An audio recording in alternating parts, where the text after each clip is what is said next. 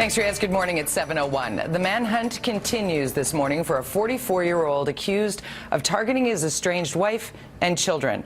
Andre Harvey Richard is wanted for reportedly violating a restraining order, breaking into their Langley home early yesterday and setting it on fire.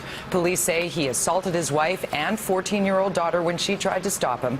The family, including an 8-year-old son, was able to get out before the house was destroyed. The individuals are known to us based on previous domestic violence issues, so yes, we have been involved in the past. There is a no contact order where he's not to have contact with her or the children, and as well a no-go order or an order that says he's not allowed to attend the residence. Richard is 5'8", around 200 pounds, with short dark hair. It's believed he's driving a gray Saturn Relay minivan with a license plate 804HWC. There's also a search underway in the Okanagan. RCMP have identified a person of interest in connection with the death of a 35-year-old woman in Kelowna. They're waiting for autopsy results, but suspect she was murdered. Her body was found at her home in a trailer park.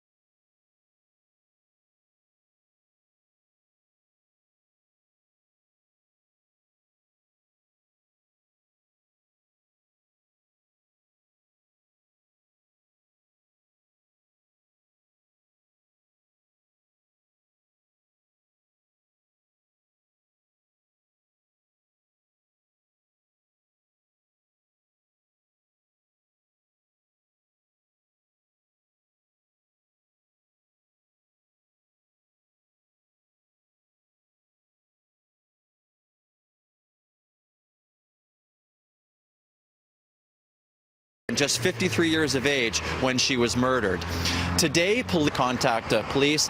That'll probably be the case again. Still, many unanswered questions here, questions that police and then the family of Ladner Beaudry.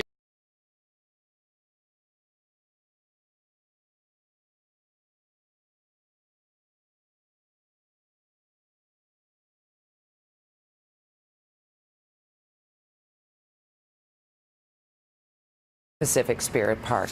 Investigators at America's largest military base are looking into what compelled a soldier to open fire yesterday at Fort Hood, Texas. 3 people were killed, 16 others wounded before the gunman was confronted by military police in a parking lot when he turned the gun on himself. Investigators say Ivan Lopez was an Iraqi war veteran and was being treated for mental and emotional problems. Fort Hood is the same U.S. Army base where 13 were killed in 2009. There is no new damage to report after a powerful 7.6 magnitude aftershock hit along Chile's far northern coast last night. Yesterday, an 8.2 magnitude quake caused at least 6 deaths and damaged thousands of homes. Chile did issue a tsunami alert and ordered a precautionary evacuation of low-lying areas on the northern coast. Today's aftershock caused buildings to shake and people to run into the streets. Chile is one of the world's most seismic countries and is particularly prone to tsunamis. $167 tickets are just not doing the job, so the provincial government is looking at heavier punishments for distracted driving. The Justice Minister has asked the Superintendent of Motor Vehicles to look at higher penalties that could mean greater fines and points on your driving record. Changes could come by the end of this year. In 2012, 81 people were killed in BC as a result of distracted driving. That compares with 55 deaths from drunk driving. I think it's worthy of a good hard look because, you know, if that's the reason many people are losing their lives, we have a responsibility to address it. More than 51,000 tickets were issued for distracted driving throughout the province last year. Speeding in school zones is another dangerous driving habit. Surrey RCMP call it a big problem, so they set up a radar gun outside an elementary school. Nearly 1 out of every 10 drivers was pulled over and given a drawing created by students. It's all part of the Think of Me campaign.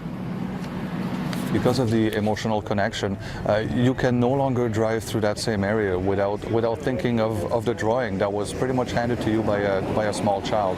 So we are trying to affect behavior or driving behaviors and make a positive difference, and we believe this emotional connection definitely assists us in doing so. Some of the drivers pulled over were also issued speeding tickets.